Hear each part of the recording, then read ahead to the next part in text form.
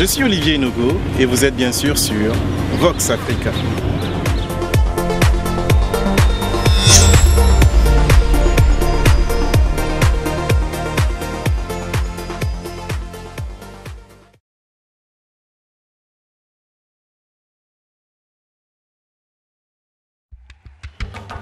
Le seul réseau qui définit la communication au vrai sens du terme, communiquer. Oui, tu peux garder l'écoute. Fiable et économique.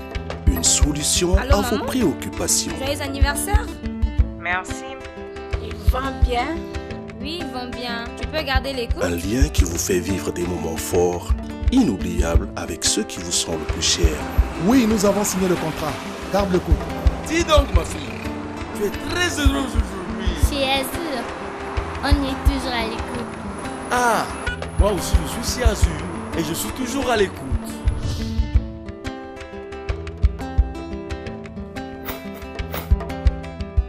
Azur, toujours à l'écoute.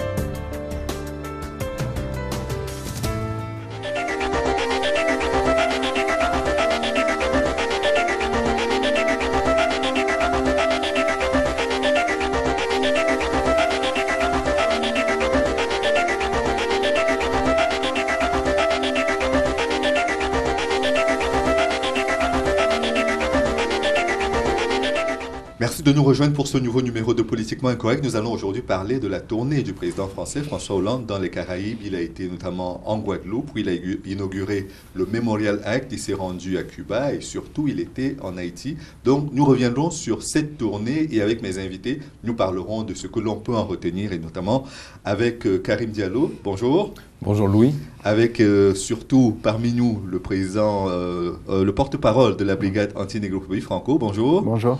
Avec nous surtout aussi sur le plateau, Louis Georgetin, qui est le président du CRAN, le Conseil représentatif des associations noires de France. Bonjour. Bonjour Louis. Alors, pour commencer, sur le Memorial Act, on a l'impression que, est-ce qu'on peut dire que le moment était venu enfin de le construire et que le lieu a été bien trouvé? Enfin, c'est le mot, Louis. Il se trouve qu'il y a en France 12 000 musées, 12 musées du sabot, et il n'y a aucun musée de l'esclavage et de la colonisation. On se rappelle il y a quelques années qu'une mission de préfiguration avait été confiée à Édouard Glissant, de son vivant, et finalement rien n'avait été fait. Aux États-Unis, par exemple, où il y a eu moins d'esclaves qu'en France, eh bien, il y a 150 musées de l'histoire, finalement, des Africains-Américains, de l'esclavage. En France, on n'en a toujours pas. Donc il était temps, bien sûr, qu'il y ait ce mémorial, qui est un beau bâtiment, et je crois qu'il fallait l'inaugurer de la sorte. Maintenant, est-ce que la cérémonie était conforme aux attentes? Est-ce que le discours de M. Hollande était adapté à la situation? C'est un autre débat, on y viendra. Mais je crois qu'il fallait cette institution. Maintenant, si elle a sa place en Guadeloupe, a fortiori dans l'Hexagone. Pourquoi? Parce que dire aux Guadeloupéens, on va vous raconter votre histoire, bon, pourquoi pas, mais je crois que ceux qui ne connaissent pas cette histoire, ce sont surtout les Français de l'Hexagone. Et ceux-là, oui, absolument, il faut pour eux, voire plusieurs musées de l'esclavage, de la colonisation en général. Madame Hidalgo, par exemple, a refusé un vœu qui avait été porté il y a quelques mois à la mairie de Paris. Un vœu qui était porté pour qu'il y ait un musée de l'esclavage à Paris. Et finalement, elle a botté en touche en disant « c'est pas à nous de le faire, c'est à l'État ». Donc en gros, la ville de Paris n'a aucun rapport avec l'esclavage, apparemment, si j'ai bien compris. C'est une affaire d'État. Alors quand on va voir l'État, en général, il vous dit c'est pas nous, c'est Bordeaux et Nantes. Quand on dit à Bordeaux et Nantes, ils disent mais non, c'est les colonies. Alors bref, c'est une affaire de personne. En général, voilà un peu la situation dans laquelle on se trouve, des espèces de jeux de ping-pong assez indécents, puisqu'on parle de crime contre l'humanité. Donc qui a été reconnu par l'Assemblée nationale française. Qui a été reconnu par l'Assemblée nationale, qui a été reconnu par l'ONU. À Durban, en 2001.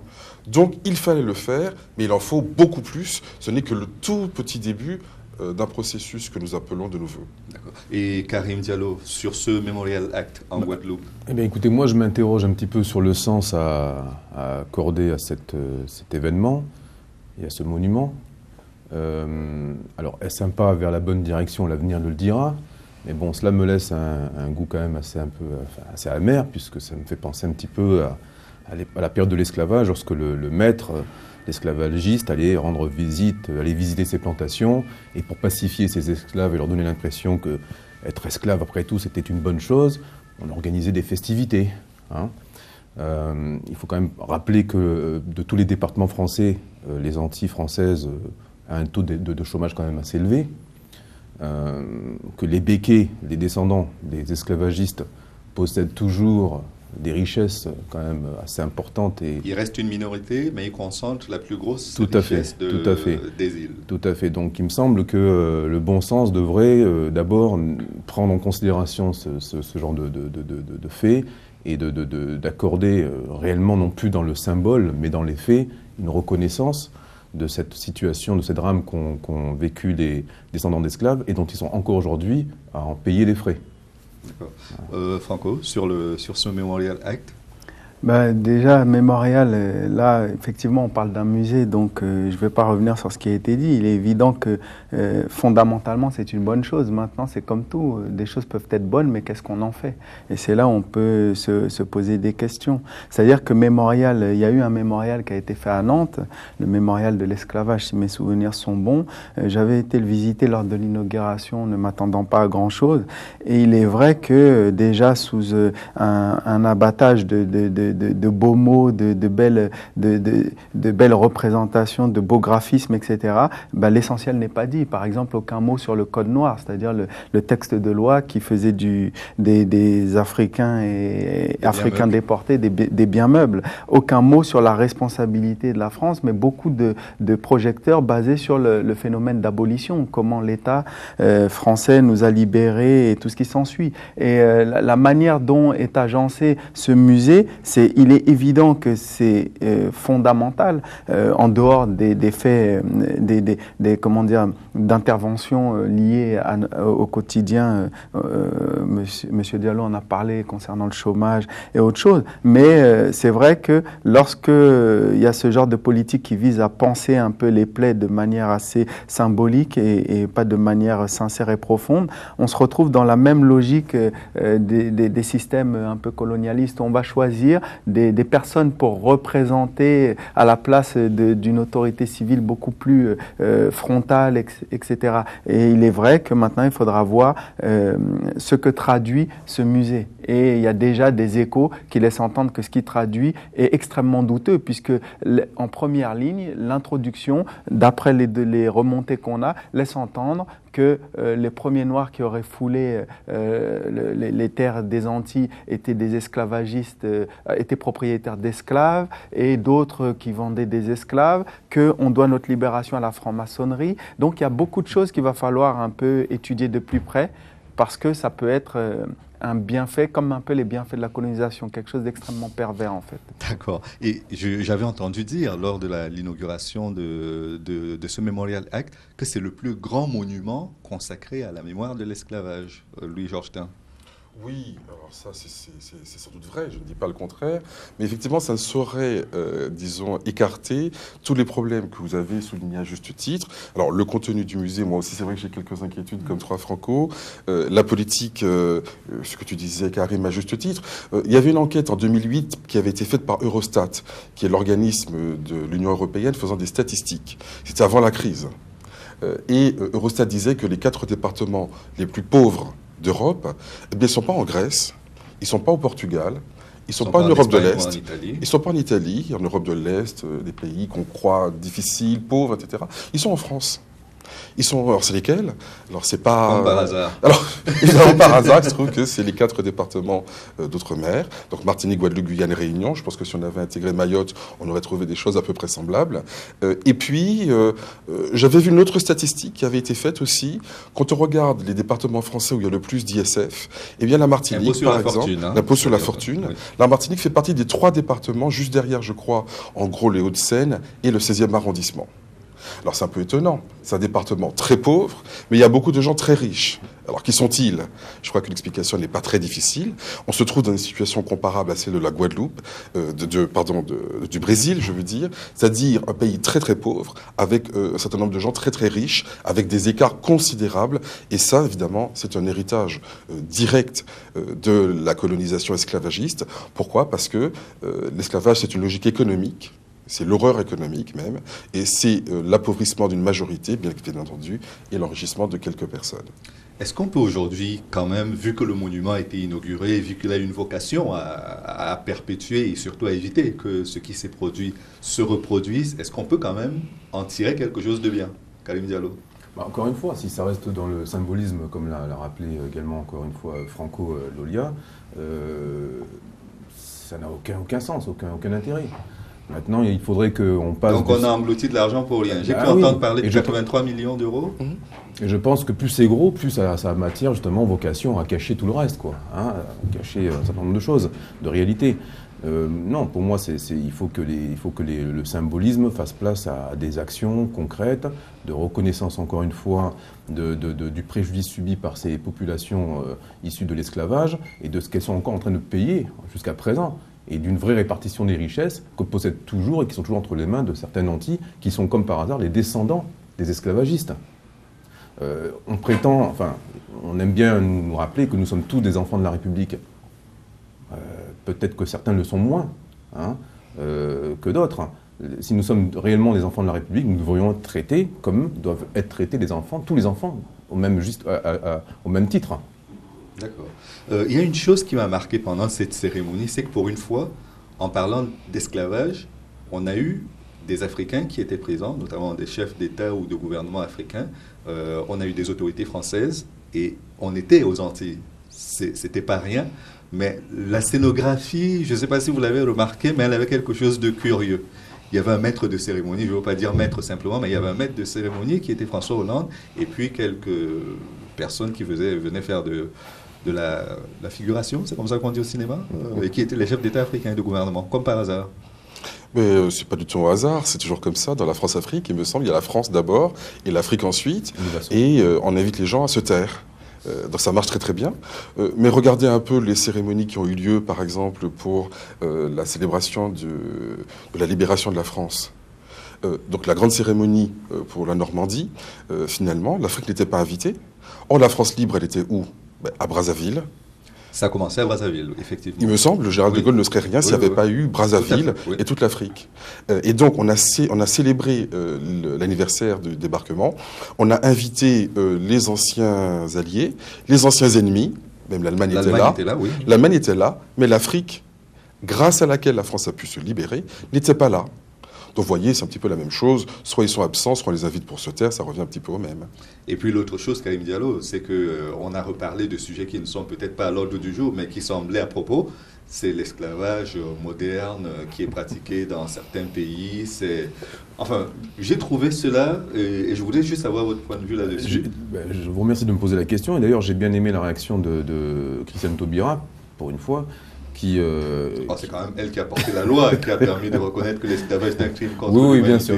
Non, tout à fait. Oui. Non, mais j'ai bien aimé sa réaction à ce sujet lorsqu'elle expliquait qu'on ne pouvait pas se permettre de comparer, de faire des comparaisons entre un esclavage dont ont été victimes les populations noires et l'esclavage dit moderne aujourd'hui. Ce sont deux choses qui sont complètement différentes. Et comme elle le dit elle-même, cet esclavage dit moderne est le fait de certains imbéciles. Donc non, on ne peut pas... Et puis il y a cette volonté aussi, comme l'a souligné également Louis-Georges, de vouloir un petit peu noyer le poisson en se dédouanant de cet esclavage dont sont responsables les pays européens, occidentaux, pour la plupart. La France, puisque nous sommes en France et qu'il s'agit de la France, cet esclavage qui veut faire croire qu'il aurait été organisé, pratiquement, orchestré, organisé, régencé par les Africains eux-mêmes. Et on sait très bien c'est quoi l'impact que cela peut avoir, en particulier sur les populations noires. Ça entretient déjà une confusion, une division parmi, aujourd'hui, les descendants d'esclaves dits antillais et les populations africaines. Les uns qui auraient vendu... les uns se plaignant du fait que ce sont les Africains qui les ont vendus. Alors on nous répète ça même dans les manuels d'histoire, ce qui est quand même assez grave.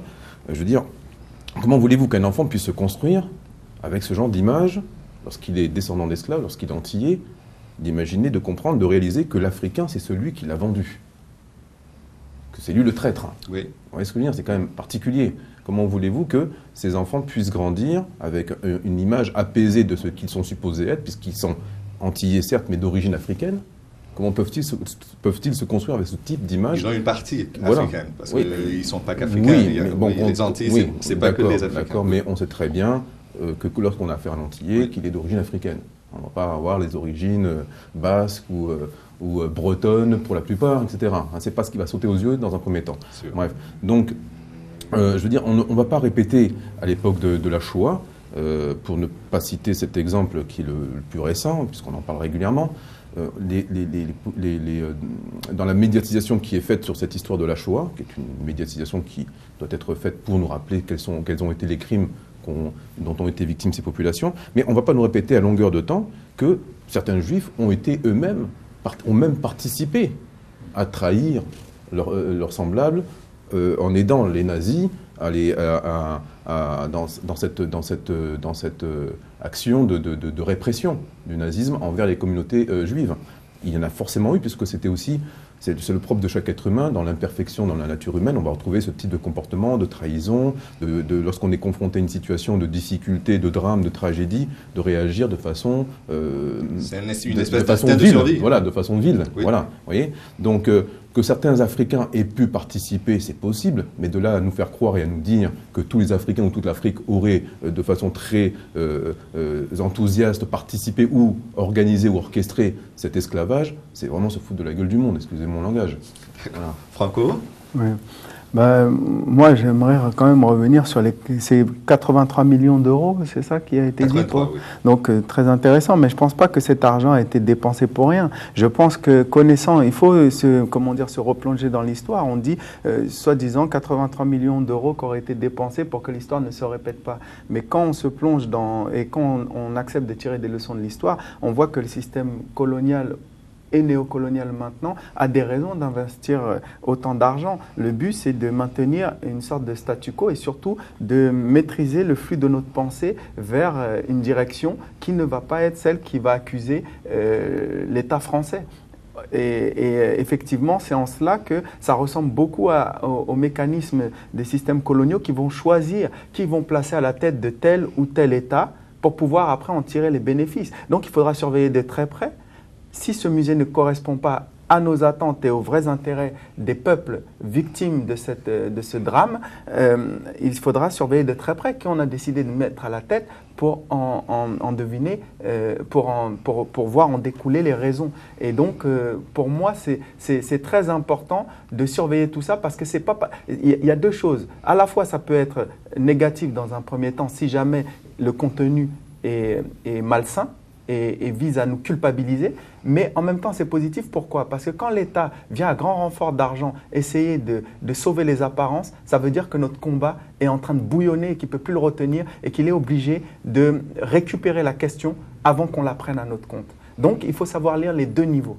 Donc c'est très très positif que ce musée arrive maintenant, ça veut dire que l'État ne peut plus laisser un vide. Donc il s'empare de ce vide qu'il a laissé volontairement en espérant qu'il y ait l'oubli pour détourner la question et la tourner à son avantage. Reste à nous de mener le combat pour que cette usurpation de l'histoire n'ait pas cours et ne puisse pas réussir. Parce que sinon, il y aura de grands problèmes pour nos descendants de se construire décemment et de pouvoir remporter les victoires qu'ont remportées nos ancêtres, tels que Toussaint Louverture, Dessalines, Delgrès, même s'il s'est sacrifié avec la négresse solitude et tout ce qui s'ensuit. Louis-Georges Jetin, souvent on parle beaucoup, et surtout le conseil représentatif dont vous êtes le président, on parle beaucoup de la question des réparations. Est-ce qu'on peut inscrire la construction de ce Memorial Act dans à la fois ce cahier de charge qui avait été confié au comité national, qui était celui d'enseigner et surtout de perpétuer cette histoire de l'esclavage et de ses abolitions? Incontestablement. Nous avions été reçus par M. Hérault, quelques jours d'ailleurs après sa nomination. Et comme Premier ministre dans le premier voilà, parce qu'il avait été nommé Premier ministre. Avec plusieurs associations, nous avons été reçus en délégation. Nous avons demandé qu'il y ait une politique de réparation. Il s'y était engagé et il nous avait demandé de faire des propositions qui devaient être débattues lors d'une réunion interministérielle qui n'a jamais eu lieu parce que M. Hollande s'y est opposé. Mais parmi les 50 propositions, il y avait effectivement un musée de l'esclavage, donc on ne va pas dire qu'on n'est pas content. Après, il faut voir le contenu, il faut voir ce qu'on en fait, effectivement. Mais sur le principe, très bien, nous avions demandé qu'il y ait effectivement des réformes des programmes scolaires pour une meilleure inclusion de l'esclavage et de la colonisation en général. Il n'y a pas que de l'esclavage dans l'histoire coloniale. Que l'on puisse parler, par exemple, des entreprises qui ont bénéficié de l'esclavage et qu'elles payent le 1% réparation. C'est-à-dire demander qu'elles payent 1% de leur chiffre d'affaires annuel. Voilà, tout simplement pour une fondation destinée à soutenir des projets de développement, de culture, etc. La question de la rançon, de la dette, enfin la rançon haïtienne, on va y arriver. Tout à fait, oui. Donc la réforme agraire. La réforme agraire, d'ailleurs, que Mme Taubira a soutenue.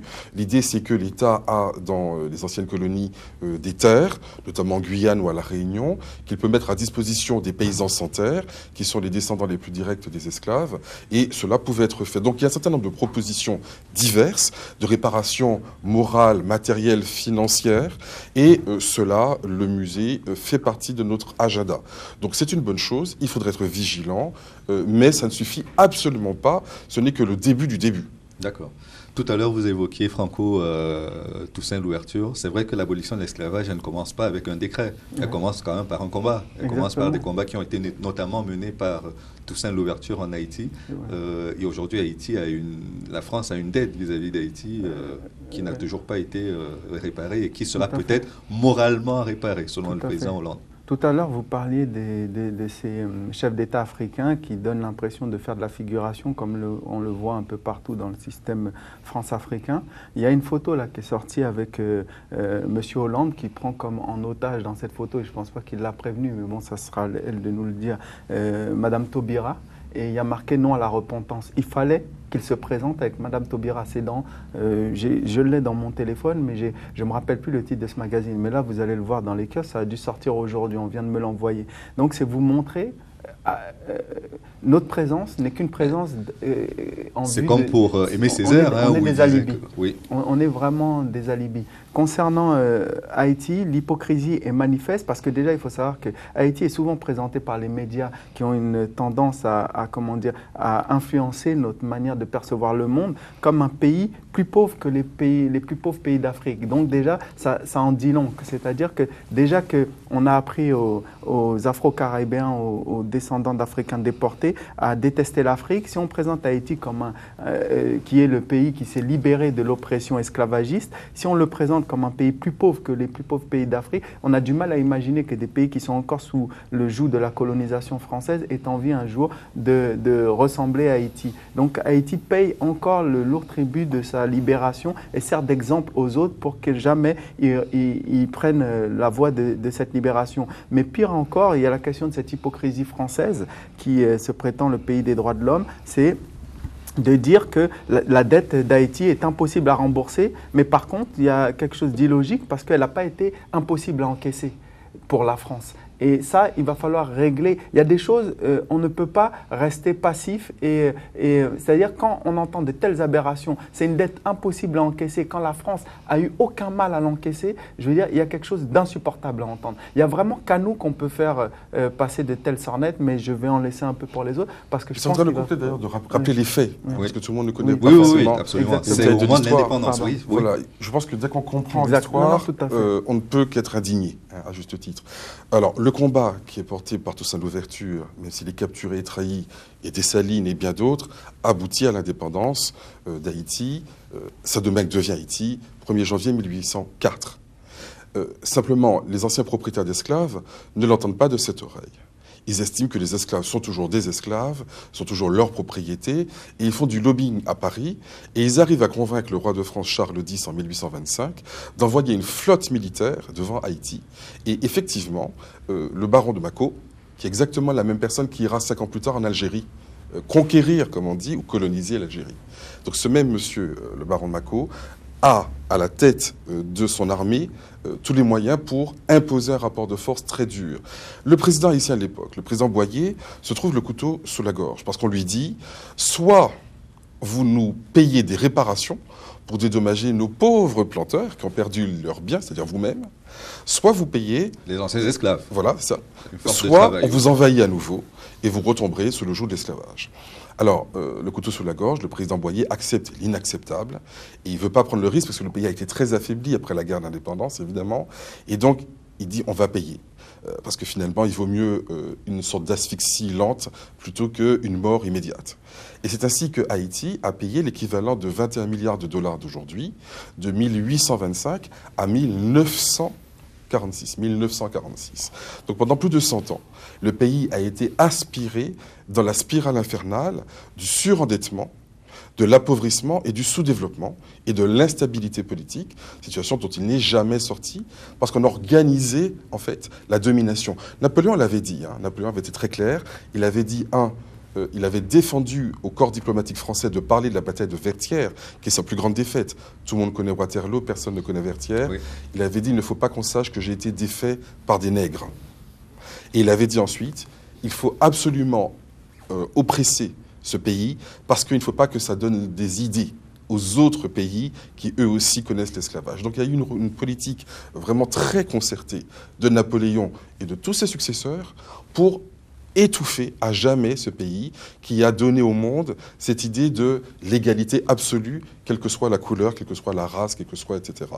Et donc ça a très bien marché. C'est pour ça que nous avons fait cette action judiciaire contre la Caisse des dépôts et consignations. Le Conseil représentatif. Voilà, voilà, notre organisation, on a porté plainte, on a assigné l'État en justice et la Caisse des dépôts et consignations, qui est la banque qui, à l'époque, a effectivement récupéré l'argent du peuple haïtien et l'a redistribué en partie aux anciens propriétaires. Nous disons, il y a eu là, effectivement, un vol, un hold-up, puisque les victimes de crimes contre l'humanité ont dû payer des réparations à leurs bourreaux. C'est absolument stupéfiant, on n'a jamais vu ça. Donc cette assignation, elle est toujours devant les tribunaux, les choses avancent, et M. Hollande, là-bas, a été un petit peu sous pression. Il en a même trébuché, le pauvre, je crois. Heureusement qu'il ne s'appelle pas Mugabe. Les images n'ont pas été pareilles. Elles n'ont pas été diffusées pareilles. Elles ont été peu diffusées, mais il a trébuché au moins sur les mots, puisqu'il a dit dans un premier temps qu'il allait s'acquitter de cette rançon, parce que c'est bien une rançon, les gens parlent souvent de la dette haïtienne, c'est pas une dette, c'est une rançon, soyons clairs. Et quelques heures plus tard, il y a eu un revirement spectaculaire où l'entourage de François Hollande a dit non, mais vous avez mal compris, quand il dit s'acquitter de la dette, bien sûr il a parlé de l'argent, etc., mais en fait il voulait parler que de remboursement moral. Non, en fait il n'y a pas eu de malentendu, il y a eu un revirement. Je pense qu'il y a eu des pressions et des lobbies très forts qui ont dit à François Hollande, non, tu ne peux pas faire ça. Si on commence à payer des réparations financières, ça sera compliqué. Et donc tu vas te rétracter, quitte à t'humilier, mais tu vas te rétracter, mon coco. Et c'est ce qu'il a fait, effectivement. D'accord. Karim Diallo.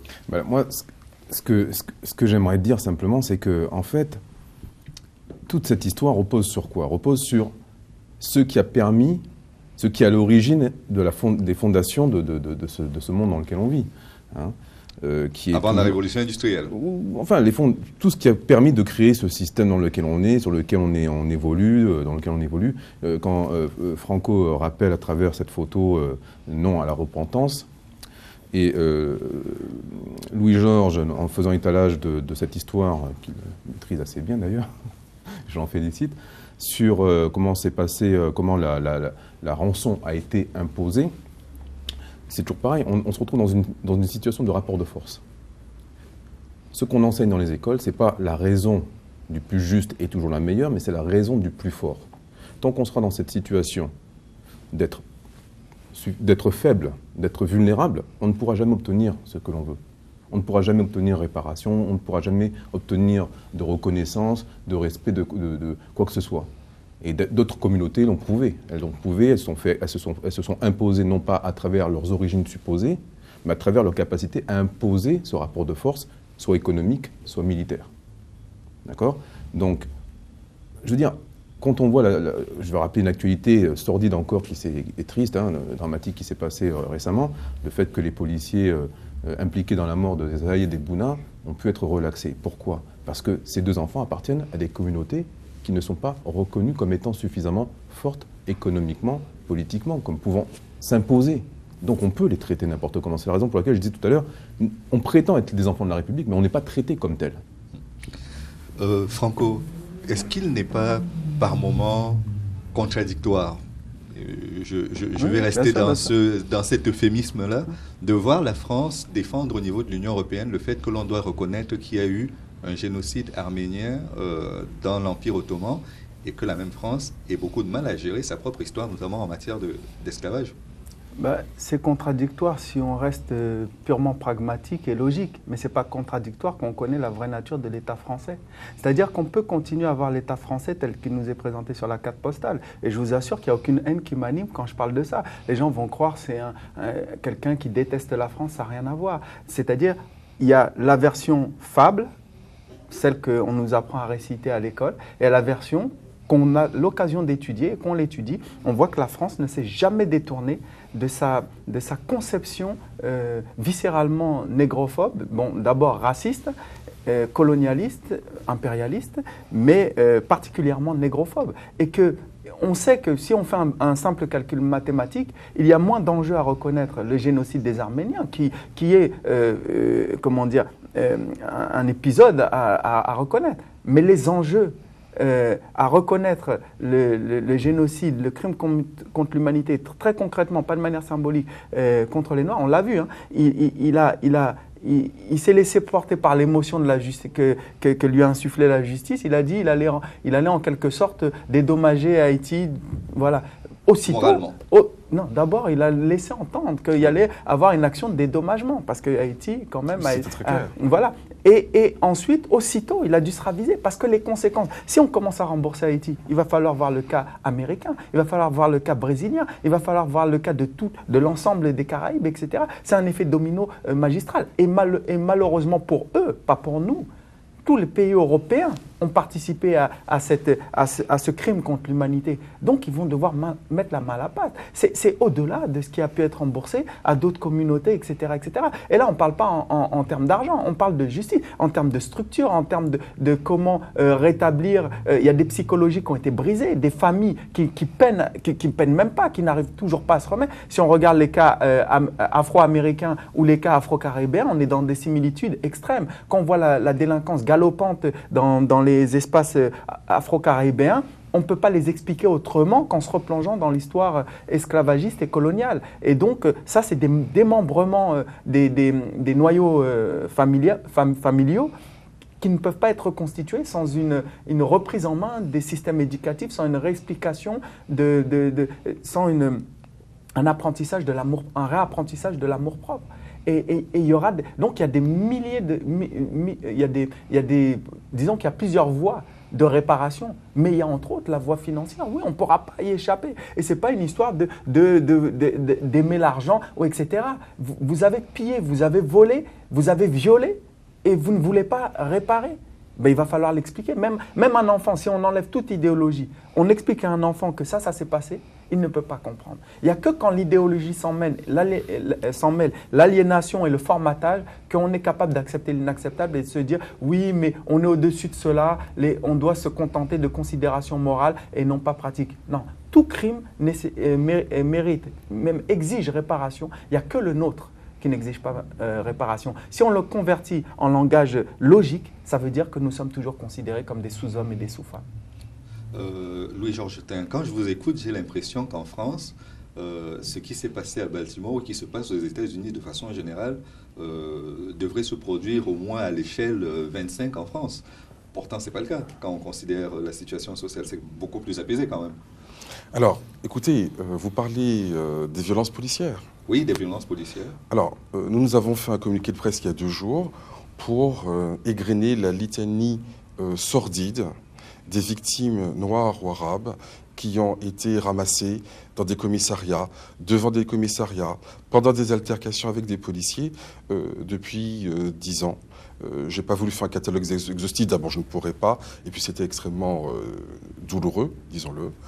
Mais effectivement, c'est vrai qu'à la télé, on nous donne toujours cet exemple, Ferguson, oui, qu'est-ce qu'il y a du racisme aux États-Unis, qu'est-ce que la police est raciste aux États-Unis, c'est terrible. Point. Je dis, mais regardez la France. Mais il y a des choses qui se passent tout à fait semblables. La seule différence, c'est qu'il n'y a pas de médiatisation autour. C'est pas la même ampleur. Ah oui, c'est pas la même. Ah ben écoutez, moi je vous donne une dizaine, vous allez sur le site du CRAN, vous trouvez une liste avec une dizaine de noms de personnes en moins de 10 ans Et vraiment, je vous assure, je n'ai pas cherché dans les archives, je ne suis pas allé très loin. Je pense qu'en allant un peu plus en profondeur, on trouve beaucoup plus de choses. Donc non, la différence, elle n'est pas dans la violence, elle est dans la médiatisation ou les mobilisations subséquentes. Donc c'est ça la différence. Mais pour revenir aux réparations, vous savez, nous avons également visé un certain nombre de familles. Car il y a eu l'État, bien sûr, il y a eu aussi des familles ou des entreprises à l'époque. Et la dernière action que nous avons faite, c'est contre M. Seyer, qui est le fondateur du MEDEF, comme chacun sait, qui a été d'ailleurs aussi le fondateur du MEDEF européen, qui s'appelle Business Europe. Donc c'est quelqu'un de très important et de très riche, comme vous l'imaginez bien. Eh bien, il se trouve que l'origine de la fortune est liée à un certain Laborde, qui est son ancêtre, puisqu'il s'appelle Seyer de Laborde.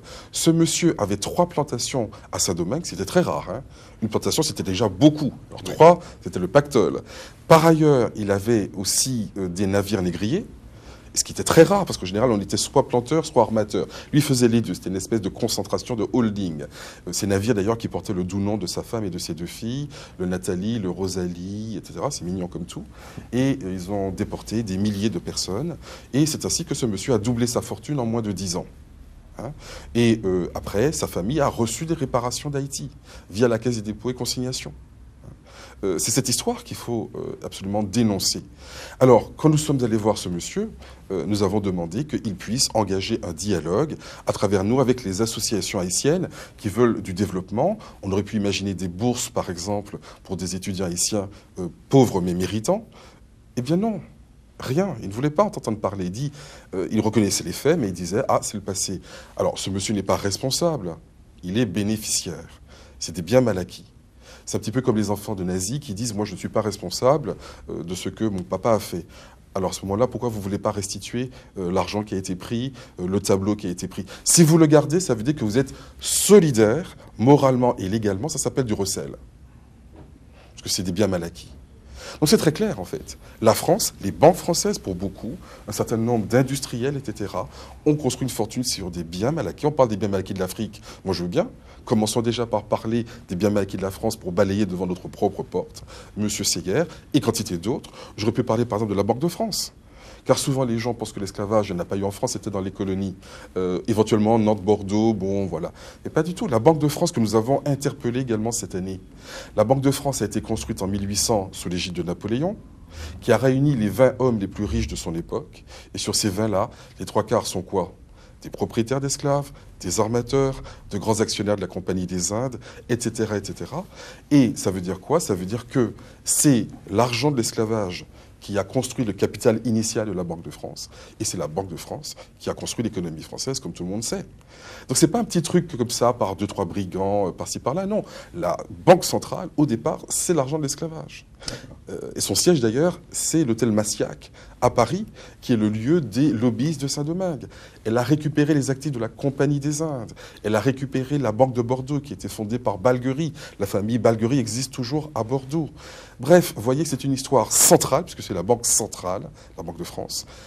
Et aujourd'hui, quand les gens disent c'est irréparable en s'appuyant sur un Césaire trafiqué, oui, ils sont en train de défendre, en réalité, les intérêts des négriers et de leurs descendants. Par conséquent, je dis avec certaine gravité, tous les gens qui s'opposent à la réparation sont des gens qui, mécaniquement, se font complices de crimes contre l'humanité. Karim Diallo, quand on entend ce que le président du CRAN et son association disent, on est surpris qu'il n'y ait pas plus que ça de levée de bouclier au sein des communautés concernées. Quelle communauté vous parlez ? Il y a eu des Black Panthers aux États-Unis. Je ne vois pas d'équivalent en France de cela, par exemple. Alors, c'est une bonne question. Il n'est pas facile d'y répondre parce qu'en fait, c'est vrai que bon, ça fait appel à une responsabilité qui est la nôtre, hein, parce qu'on ne peut pas toujours, évidemment, pointer du doigt en direction de l'autre sans tourner ce doigt vers soi-même. On en a au moins 3 qu'on pointe vers soi quand voilà. On pointe l'autre. Exactement. Effectivement, bon, ça relève pour l'instant encore, c'est un triste constat que l'on peut faire, d'une incapacité à pouvoir se tourner les uns vers les autres, vers nous-mêmes, et essayer de voir comment ensemble travailler de façon à pouvoir justement inverser cet ordre des choses, quoi. Et être capable de constituer une puissance, une force, ne serait-ce qu'économique, qui nous permettra de pouvoir mieux peser dans la balance et être mieux pris au sérieux. Dans un premier temps, François Hollande, enfin dans un premier temps, en partant de Haïti, il a promis qu'il allait apporter une aide financière, notamment pour le logement, pour les constructions d'écoles. Franco Lolia. Bah oui, moi j'ai surtout entendu dire qu'il avait envoyé effectivement quelques professeurs pour former les enseignants à Haïti, ce qui rappelle un peu tout le processus de la francophonie, qui est en fait la manière la plus viscérale, la plus vicieuse de coloniser un peuple. On sait que par la langue, d'ailleurs c'est pas pour rien que les esclavagistes voulaient que couper tous les liens qui accrochaient les Africains déportés à leur identité première. C'est parce que c'est le meilleur moyen de pouvoir dominer quelqu'un. Donc c'est encore suspect, c'est-à-dire que, ok, ça part de bons sentiments apparemment, mais ça mérite d'être étudié, encore une fois, pas parce que je le dis, parce que quand on se replonge dans les méandres de l'histoire, on voit que ce sont encore les mêmes stratagèmes qui ont été utilisés, et via l'Église, et via la langue, et via le fait qu'on pouvait condamner, punir de mort une personne qui pratiquait sa religion, qui parlait sa propre langue, etc., parce que ça pouvait véhiculer des réseaux de révolte, de résistance, etc., etc. Donc ça me paraît très problématique. Maintenant, la question, l'analogie entre les Black Panthers aux États-Unis et rien, voire quasiment rien en France, oui, c'est à noter. Mais je dirais qu'il ne faut jamais oublier que les Noirs déportés, ou en tout cas les Africains déportés aux États-Unis, les Africains ou les descendants d'Africains déportés aux États-Unis maintenant, sont les mêmes que ceux déportés en France. Donc, il ne faut pas aller chercher... Et pourquoi la lutte n'est pas la même? C'est là, j'y viens. C'est-à-dire qu'il ne faut pas sous-estimer la puissance du système colonial français. C'est-à-dire que, étant donné que ce sont les mêmes populations qui sont déportées ici ou là, ce n'est pas dans la population qu'il faut chercher la spécificité ou en tout cas les raisons de l'efficacité du combat. C'est dans le système colonial qui les oppresse, qui permet à son insu ou non de faire émerger une certaine résistance. Et il est évident que quand on regarde même le cours de l'histoire, on voit beaucoup plus de pays anglo-saxons qui enchaînent des révolutions et qui les réussissent et qui deviennent indépendants que de pays francophones. Toussaint l'ouverture étant l'exception qui confirme la règle, puisqu'il en faut bien une. Et donc, je dirais que le système colonial français a un rapport à l'étranger, et notamment à l'Africain lorsqu'il l'a déporté, qui n'est pas le même et qui génère un frein terrible, et c'est à nous d'en prendre conscience. Et c'est effectivement ce qu'on essaie de faire, sans compter que en dehors de cela, il y a aussi cette capacité de l'État français à invisibiliser tous les efforts de résistance et tous les efforts victorieux, toutes les résistances victorieuses, qui fait que le noir, quand il se regarde, l'Africain déporté, lorsqu'il se regarde dans un miroir, ne voit que le néant, ne voit rien. Tandis que les autres ont un reflet d'eux-mêmes dans cette résistance, dans cette révolution, etc. Donc, oui, je veux dire, voilà, donc l'État français a une grande part. On a souvent tendance à vouloir s'auto-culpabiliser, s'auto-flageller, mais moi je pense que tout est dans la gestion du système colonial. Et c'est à nous d'étudier les fondements. Moi je veux vraiment revenir là-dessus, parce que c'est vrai que je l'entends trop souvent, cette idée selon laquelle les Africains américains se seraient bien battus et les Africains, finalement, ou afrodescendants de France, pas du tout. Ou pas assez. Ou pas assez. Alors, pas assez, certainement, mais c'est vrai pour tout le monde. Oui. Mais beaucoup moins, qui se seraient battus beaucoup moins, en quelque sorte, que ceux des États-Unis. Non, vraiment, je crois que c'est pas vrai. C'est un effet d'optique qui est lié à la meilleure communication de l'État français par rapport à l'État aux États-Unis. Et puis surtout, c'est la différence géographique. Vous savez, lorsque les Africains américains se mobilisent à Washington et qu'ils font une marche, une bataille, c'est à Washington, c'est devant la capitale, ça se voit tout de suite. Lorsqu'à l'époque de la colonisation, en même temps, les gens font des manifestations à Madagascar, au Sénégal, en Guadeloupe ou à Haïti, ça ne se voit pas, parce que c'est à 7 000, 10 000, 15 000 kilomètres parfois. Donc la différence, elle est d'abord géographique. À une époque où il n'y a pas la télé, il n'y a pas Internet, il n'y a pas la radio, les résistances très actives qui sont dans les colonies ne se voient pas parce qu'elles ne sont pas sur le même territoire, alors qu'aux États-Unis, elles sont visibles, c'est le même territoire, c'est même dans la capitale. Vous avez quantité d'Africains-Américains à Washington, vous ne pouvez pas les rater. Hein. Donc c'est ça la principale différence. Et du coup, toutes ces résistances, comme Haïti, une résistance extraordinaire, mais Napoléon fait en sorte que personne ne soit au courant. La bataille de Vertières, elle n'existe pas. Lorsque, par exemple, il y a des gens qui se battent au Cameroun, il y a la guerre du Cameroun, 800 000 morts. Personne n'est au courant en France. Les premiers livres commencent à sortir aujourd'hui. Il y a une guerre en France, puisque le Cameroun fait partie de la France. Donc il y a une guerre en France. La plupart des Français ne sont pas au courant. La plupart des députés, même des ministres, ne sont pas au courant. Je ne sais pas si vous vous rendez compte. fait partie de la France à l'époque, pour pas qu'il y ait de... Oui, qui fait partie de la France à l'époque. Ouais, non, mais c'est juste une... Et c'est ça qui est intéressant, c'est que le Cameroun fait partie de la France. Il y a une guerre au Cameroun, donc une guerre en France. Les gens ne sont pas au courant. Donc il y a des gens qui meurent, qui se battent, qui survivent, qui gagnent ou qui ne gagnent pas, mais personne n'est au courant. Il y a beaucoup moins de choses qui se passent aux États-Unis à la même époque. Il n'y a pas 800 000 morts. C'est-à-dire que l'intensité de la bataille est quand même considérable. Madagascar, pareil, le domaine de la Seconde Guerre mondiale, Madagascar, 100 000 morts dans la répression. Les gens se sont battus. Il y en a qui sont morts, il y en a qui ont gagné, etc., etc. Donc en fait, tous ces processus de résistance, ils sont extrêmement forts dans le contexte français. Simplement, ils sont extrêmement loin et on ne les voit pas. Et évidemment, on a tout fait après en France pour ne pas en parler. Et lorsque ces choses ont été connues, eh bien, on a organisé la conspiration du silence. Donc vraiment, je trouve qu'en effet, je rejoins ce que tu disais à la fin, nous n'avons pas démérité, nos ancêtres n'ont pas démérité, ils ont fait le combat, à nous de le poursuivre. Et d'ailleurs, moi, je discute pas mal avec les associations américaines, et ils nous disent, le combat pour les réparations en France est très avancé.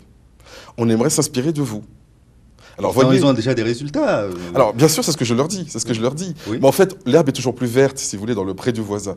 Ils disent, regardez, M. Hollande lui-même fait des discours sur les réparations, même s'il est contre. Mais du coup, c'est intéressant parce qu'il y a une vitalité des choses. Il y a des procès nombreux qui se font. Il y a une actualité. Dans le gouvernement, vous avez Mme Taubira. Alors, évidemment, c'est un petit peu biaisé. C'est parce que Mme Taubira est là qu'il y a des réparations, bien entendu. Mais c'est vrai qu'on a toujours l'impression que c'est mieux chez les autres que nous. Voilà. Donc, ça relativise un peu. Oui. Lorsque je vois des Africains-Américains qui nous disent, franchement, il y a des procès en France, il y a une dynamique, c'est porté.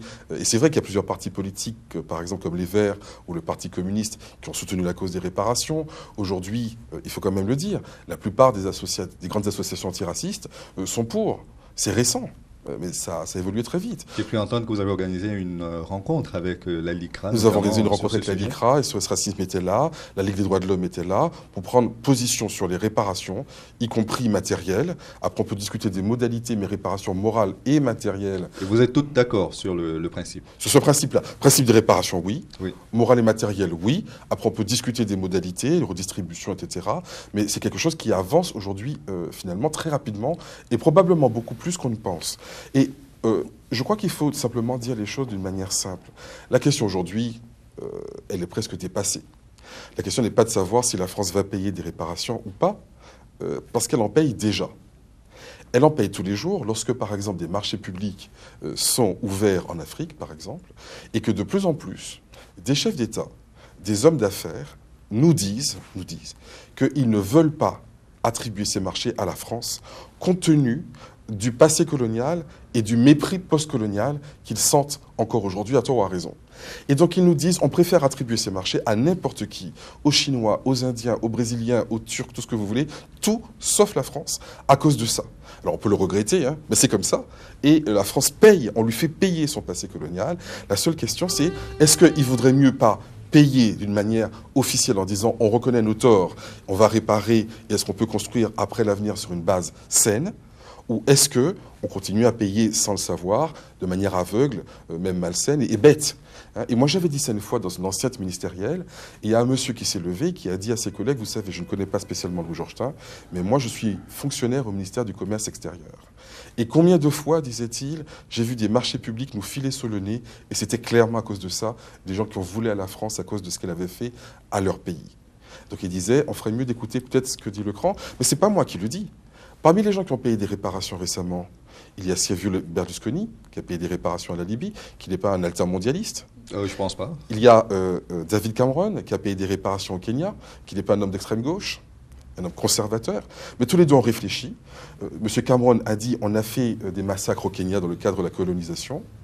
Soit on ignore le fait et on dit on continue comme ça, mais à ce moment-là, on aura des problèmes pas seulement avec le Kenya, mais avec l'Ouganda, avec le Mozambique, avec l'Afrique du Sud, avec l'Inde. Soit on essaie de pacifier tout ça, et effectivement, il faut reconnaître les faits, payer ce qu'il faut, et on va de l'avant. Eh bien, je crois que M. Hollande n'est pas obligé de fermer les yeux. Il pourrait regarder non seulement ce qu'on lui dit dans les pays du Sud, mais ce que ses collègues du Nord commencent à faire. Et même Ronald Reagan et le Premier ministre conservateur du Canada ont payé des réparations, par exemple, pour les peuples amérindiens.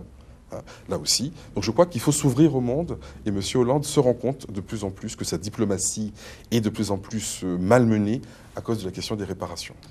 Pour finir là sur ce sujet, qu'est-ce qu'on pourrait dire aujourd'hui? Parce que ce qui m'a, et là c'est vraiment une opinion que j'exprime, ce qui m'a sidéré, c'est le fait qu'on ait passé beaucoup de temps en France à parler de la poignée de main entre Fidel Castro et François Hollande que de parler de tous ces dossiers que nous avons évoqués et qui sont, il me semble, plutôt importants.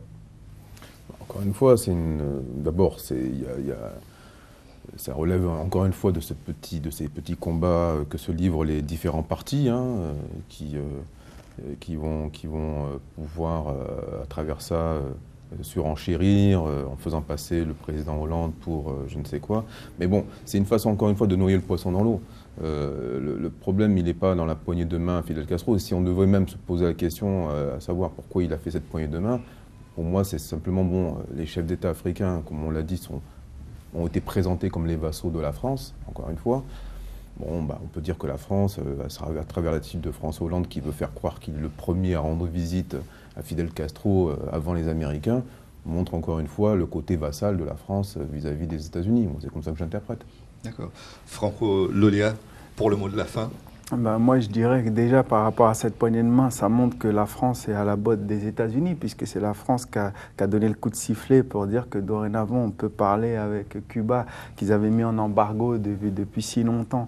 Et maintenant, M. Hollande se dirige vers là-bas. Le mot de la fin, c'est dire que, de toute façon, se battre pour la cause des réparations, c'est pas se battre pour de l'argent, c'est se battre pour la justice. Moi, je suis pas là pour vilipender l'État français, parce que j'en ai que faire. Je suis là pour dire qu'on ne peut pas laisser un État, quel qu'il soit, se parer du costume du juste alors qu'il est profondément criminel, tant qu'il n'a pas accepté de réparer ses fautes. C'est vraiment un combat pour la justice. Et je tenais à dire que même si je comprends le raisonnement fait par M. Tain, je dirais qu'il faut faire attention parce qu'à mon sens, la France ne paye pas lorsque des chefs d'État africains ou des entreprises lui refusent des marchés parce que le manque, ce qu'elle a pillé est autrement beaucoup plus important. Effectivement, c'est quelque chose à prendre en compte, mais on ne peut pas mettre ça sur le même chef, le même niveau, parce que ça serait trop facile et il dirait, continuez à faire comme ça. Il va falloir vraiment qu'il rentre dans le processus des réparations et c'est à nous de nous battre partout sur la planète pour qu'à un moment, justice soit faite, justice soit rendue, et peu importe que ça plaise ou pas, et il faut que vraiment on devienne maître de notre destin et qu'on soit les artisans de ce processus de réparation. Et partout, on doit pousser, parce que quand on pousse, ils sont obligés de donner des dîmers, des mascarades de célébration, etc. Mais à force, quand on les récupérera, on en fera ce qu'on voudra en faire, et ce sera pareil pour les musées. Mais en attendant, je pense que ce sont vraiment des diversions qui sont faites. Juste en 2 secondes. En 2 secondes, oui. Ce que je veux dire, c'est que c'est une petite mise en garde aussi vis-à-vis de la France et de ce double langage qui s'exprime aussi à travers cette façon de vouloir dissimuler certaines choses et d'en montrer d'autres. Donc on ne peut pas, encore une fois, présenter les jeunes Français évoluant dans ces lieux bannis que sont les banlieues, comme des Français ou des enfants de la République, et les traiter en même temps comme des étrangers et être étonnés de leur attitude lorsqu'ils se sentent traités autrement que comme des Français. Donc je pense que la France aurait plus à gagner à ne plus afficher ce mépris et cette arrogance qu'elle a témoigné jusqu'à présent envers ces populations en les traitant de façon digne. Je pense que tout le monde pourrait y trouver son compte et tout le monde pourrait en trouver un certain apaisement. Voilà. Merci beaucoup Karim Diallo, merci également à Louis Georgetin, j'allais vous donner la parole, mais là on a épuisé malheureusement notre temps de parole. Président du Conseil représentatif des associations noires, merci à Franco, qui est le porte-parole de la brigade anti-néglophobie. Merci à vous tous de nous avoir suivis et rendez-vous la semaine prochaine pour un autre numéro de Politiquement Incorrect. Restez sur Vox Africa.